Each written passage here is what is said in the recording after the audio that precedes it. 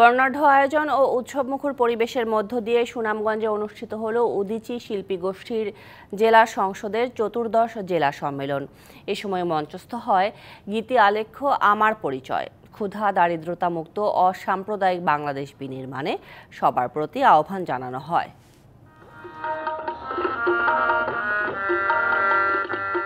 শনিবার সকালে জাতীয় সঙ্গীত ও দলীয় সঙ্গীতের মধ্য দিয়ে শুরু হয় উদীচীর জেলা সম্মেলন।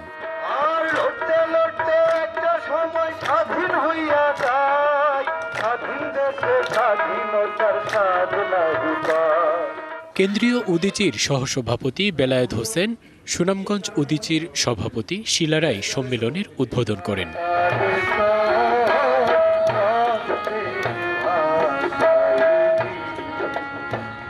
সাম্রাজ্যবাদ, সাম্প্রদায়িকতা ও শোষকের নিষ্ঠুর একতার বিরুদ্ধে সবাইকে একত্রিত হবার আহ্বান জানানো হয়। 24-এর গণঅভ্যুত্থানের মধ্যে দিয়ে যেই গণতান্ত্রিক রূপান্তর আমরা চাচ্ছি, যেই মুক্তিযুদ্ধের রূপান্তর আমরা চাচ্ছি, সেটা যেন সফল হয় সেই কামনা ব্যক্ত করছি। বিভিন্ন উপজেলা শাখার বন্ধুরা আমাদের মাঝে এসে উপস্থিত হয়েছেন।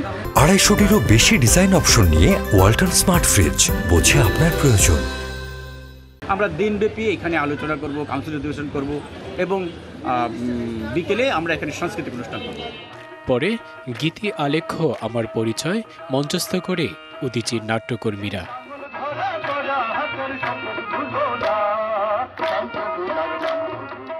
সবার শেষে বের করা হয় বর্ণাঢ্য শোভাযাত্রা।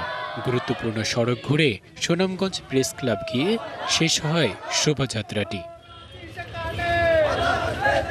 DBC news desk.